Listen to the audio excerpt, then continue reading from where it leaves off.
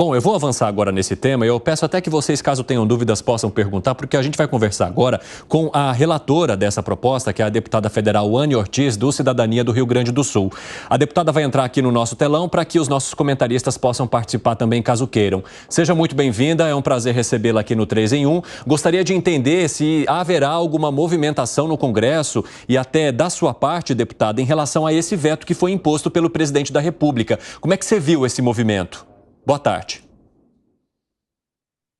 Boa tarde, Evandro. Nós, primeiro, fomos pegos com muita surpresa, né? Por conta dessa decisão do veto total do presidente ao projeto da desoneração da folha, que nós consideramos um projeto que é muito importante para a economia do Brasil como um todo.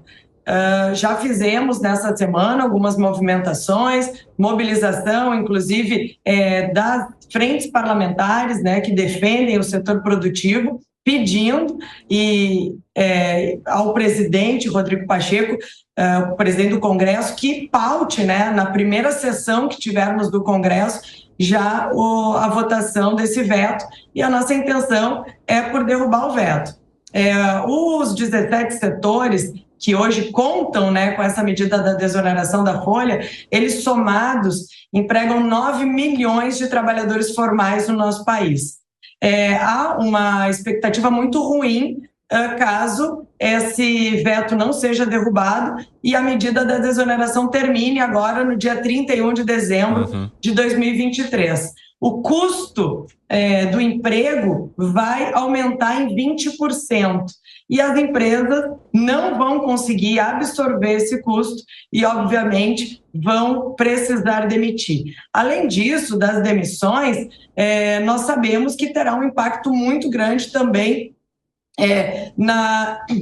no custo de vida, né, dos brasileiros, e também na competitividade dessas empresas, não só no mercado interno, como no mercado externo. Agora, deputada, a senhora defende, por exemplo, a permanência desse projeto, né, dessa desoneração da folha de pagamento. Nossos comentaristas colocavam aqui agora também sobre a necessidade de se ampliar, de se estender, de ter uma igualdade dos setores que atinjam, então, esse benefício. Qual que é a sua visão sobre isso? Perfeito. Eu estava acompanhando aqui um pouco o debate de vocês, e eu concordo que deve haver uma universalização, né, dessa desoneração, e se falava muito em equidade, mas eu acredito que a gente precisa buscar essa equidade para desonerar os setores e não para onerar todos eles, né? Eu entendo que os setores, por exemplo, esses 17 setores, voltarem a pagar 20% sobre a folha de pagamento é um retrocesso muito grande. A busca pela universalização da desoneração da folha também é o que eu acredito. Eu acho que o custo hoje do emprego no Brasil ele é muito elevado. E quando o empregador tem a possibilidade, né, ou precisa, né, tem que reduzir as suas despesas, ele vai aonde? Ele vai direto na folha de salário, diminuindo não só o salário, mas a quantidade de empregados formais que ele vai ter, porque se paga 20% sobre o salário de cada trabalhador. E a informalidade vai crescer, e o auxílio-desemprego vai crescer, e as pessoas vinculadas, né, às medidas de auxílio, Bolsa Família, enfim, do governo vai crescer, e o governo não considera isso. Eu considero hoje que uma das mais importantes políticas públicas que se pode investir é na política pública que gera emprego e renda. E a desoneração da folha se mostra efetiva. Nos últimos 4 anos, nós temos estudos que os setores que contam com a medida da desoneração aumentaram em 15,5 pontos percentuais o número de contratação de trabalhadores formais, enquanto os setores que não contam com essa medida aumentaram, né, em 5%. Então, a gente vê aí 10 pontos percentuais de diferença que correspondem, obviamente, a essa política, né, de desoneração da folha. Eu acho que ela é muito eficaz, isso se mostra no número, né, de trabalhadores formais, e como eu disse aqui numa outra oportunidade, o governo fala em renúncia fiscal, né, num volume muito grande, que seria de renúncia fiscal na casa de 9,2 bilhões. E tem um estudo da FGV que mostra que esses 9,2 bilhões que teriam de renúncia fiscal para o ano de 2022, no ano passado, ele teria sido batido esse número com o incremento que teve na receita de mais de 30 bilhões de reais, porque se amplia a base de trabalhadores, outros impostos, né, tem a contribuição maior, não só a movimentação da economia, como o imposto de renda, INSS e FGTS, dessa ampliação do número de trabalhadores.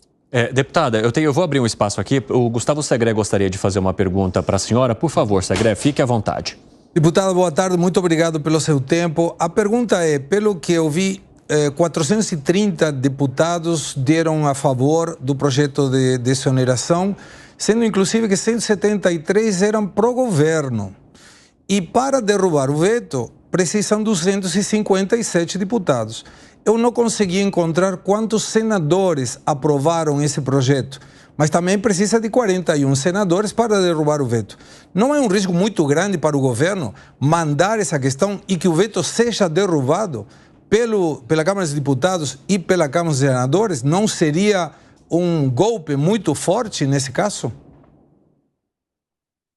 Olha, é por conta desse resultado que eu acredito na possibilidade da derrubada do veto. Foram 430 votos favoráveis, como tu mencionou, 17 votos contrários, e no Senado o projeto a aprovação dele foi simbólica, então isso se considera por unanimidade, porque não tinha um debate grande em relação ao prejuízo que esse projeto poderia causar para o Brasil, muito pelo contrário, né? Só se vê benefícios com a prorrogação da desoneração da folha. Nós entendemos, né, e o Congresso já mostrou isso, que e também mostrou a sua responsabilidade, né, com o futuro dos empregos no Brasil. O próprio governo, tanto o líder do PT na Câmara quanto o líder do governo defenderam a aprovação e o relatório na forma como nós mandamos. O projeto foi aprovado sem destaque, foi aprovado por ampla maioria, e dentro da Câmara o próprio PT defendia a prorrogação da desoneração da folha e inclusive defendeu a inclusão dos municípios, né, dentro dessa desoneração, porque a desoneração da folha ela vem de 2011, ela não é uma medida nova. Então, quando o governo diz, e eu já ouvi diversas justificativas por parte do governo de tentar justificar um erro que eu considero muito grande desse veto. Primeiro, o governo fala sobre a questão da inconstitucionalidade, argumento muito frágil que facilmente é derrubado, inclusive porque o STF já discutiu, né, já tem votos sobre essa matéria. A prorrogação para os 17 setores ela é constitucional.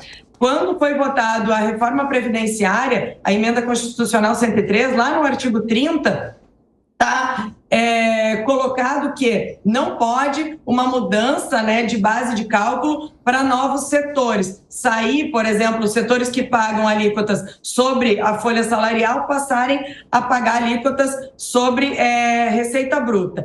Porém, há uma exceção nesse artigo, que os setores que contam com esse benefício, que contavam com esse benefício, poderiam ter o benefício prorrogado. Por isso que foi prorrogado em 2021 e é por isso que nós estamos prorrogando agora apenas para os 17 setores. Por mais que a gente queira e acha justo incluir outros setores, não se pode fazer isso, porque daí sim teria o argumento da inconstitucionalidade.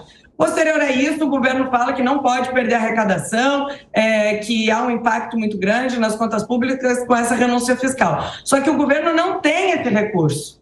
O governo hoje não arrecada esse valor dessas empresas. Então, o governo não estaria abrindo mão de algo que ele não tem. Então, mais uma vez, cai por terra o argumento do governo que tenta fazer um malabarismo aí para tentar justificar o injustificável. Porque é um governo que lá atrás tinha um discurso de defender o trabalhador e hoje se mostra contrário ao trabalhador, inclusive contrariando as próprias centrais sindicais que se manifestaram contrárias à decisão do presidente Lula de vetar o projeto. E, por último, a questão, né, o último argumento de que não seriam gerados tantos empregos quanto os setores dizem que geram.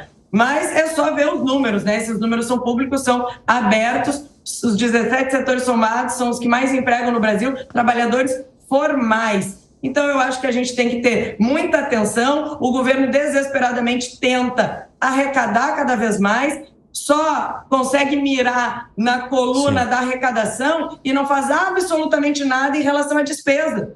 Um governo que não tomou medidas de austeridade, que para atingir o déficit fiscal, a meta, né, que foi colocada, zerar o déficit fiscal, só tem um caminho, e é o que nós estamos vendo, que é o caminho da arrecadação. E, infelizmente, não é o caminho de ter medidas de austeridade, de gastar menos, de enxergar as despesas, né, do governo com mais responsabilidade.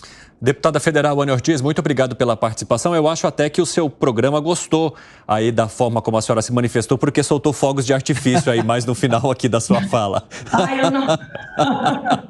Depois você acompanha lá na nossa gravação, você vai ver. Fogos para a deputada, para falar da deputada. Obrigado pela participação. Mas eu achei que era... Eu vi isso, mas eu achei que era... Daí algum tipo de comercial. Eu não sei se foi aqui ou foi... A tecnologia anda me sacaneando, viu? É nada, ela comemorou a tua fala. Obrigado, o espaço está sempre aberto aqui. Bom trabalho para você. Tomara que comemore agora a derrubada desse veto, a decisão absurda, equivocada aí do presidente e do ministro Haddad. Bom, nós vamos acompanhar e falaremos novamente com certeza. Grande abraço aí para todos vocês.